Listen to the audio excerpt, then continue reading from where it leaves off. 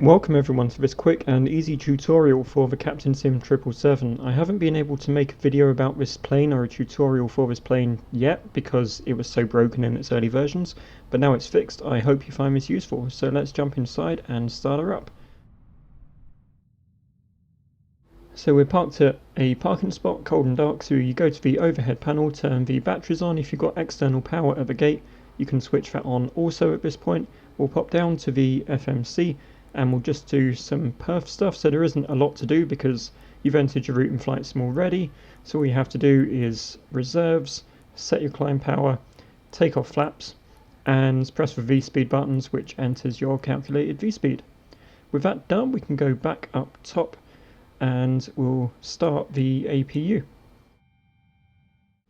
With the APU available, it seems to activate the APU gen and APU bleeds automatically, so we can carry on with starting the engine. So we'll go to the right engine start switch and turn that on. If we pop down to the control panels at the bottom, we can see that the power is starting to increase. All we have to do is introduce fuel as usual, and the right engine will start.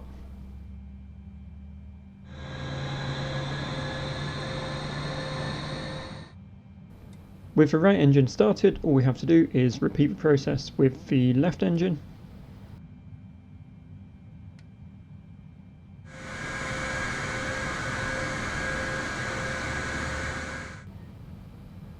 With both engines started, we can turn on the engine bleeds, and with that done, we can switch off the APU. So we can now go down to the MCP and start entering some stuff to do with our flight. So flight directors, we'll set our airspeed to 250 by default because we're going to be below 10,000 feet for a little bit. Auto throttles to armed, LNAV is on. Set our altitude to our initial altitude assigned by ATC and flight level change mode. So that's the MCP basically set up for takeoff. We'll pop down here and we'll make sure the barometer is correctly set, and we're also going to set our minimums here. So we'll pop back up to the overhead panel and we'll turn on some lights. We'll turn the anti-ice to auto, and we will also turn on the window heat, which is just up here. So we're almost ready to go. Just got to set the flaps for takeoff here, and we can taxi out to the runway. So when we're on the runway, we set the auto brake to RTO, bring those throttles up, and we're on our way. So as normal, at rotate speed, pull the nose up, positive rate, gear comes up. We'll then climb just a little bit here before we activate the autopilot. It's probably best to do it around 400 feet. You can see here that it's still a little bit sketchy, especially with a tight left turn, but it hasn't killed me yet.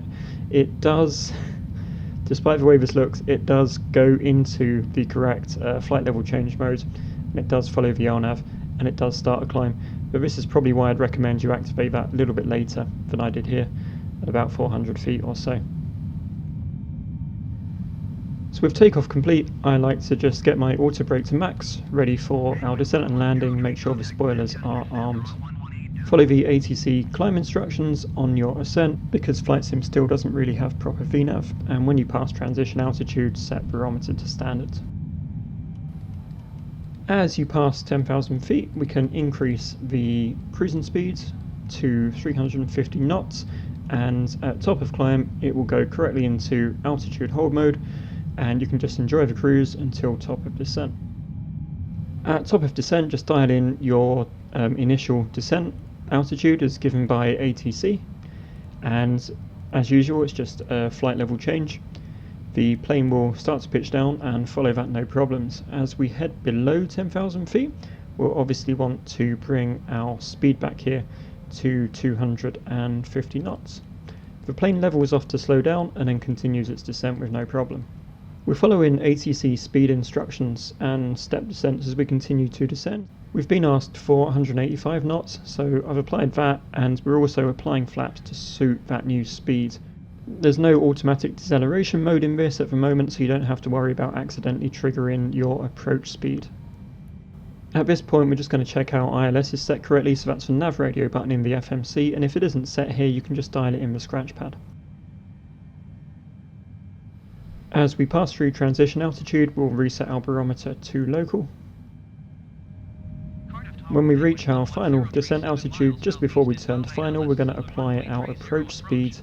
Make sure approach flaps are as they should be and drop the gear.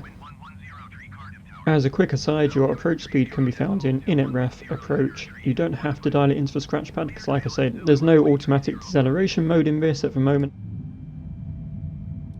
As we turn on to final, as always, activate localizer and approach, and the aircraft will follow the glide slope with no issues. So we'll turn off the auto throttle and autopilot at about 400. We'll just manually fly it down, and then when we are over the runway, what I like to do is bring the throttles back to idle and just kind of let it drop onto the tarmac. Once we're down, we'll apply the reversers, and then below 70 knots for brakes, bring it to a stop, and that will be a successful flight. There's no auto land yet, but maybe one day, who knows. So as we roll out on this rather bumpy runway that is Cardiff, thank you so much for watching everyone. I hope it was useful. If it was, please drop me a like, and on my channel I have all kinds of tutorials for all kinds of planes and will continue to make those, so feel free to subscribe as well. Take care.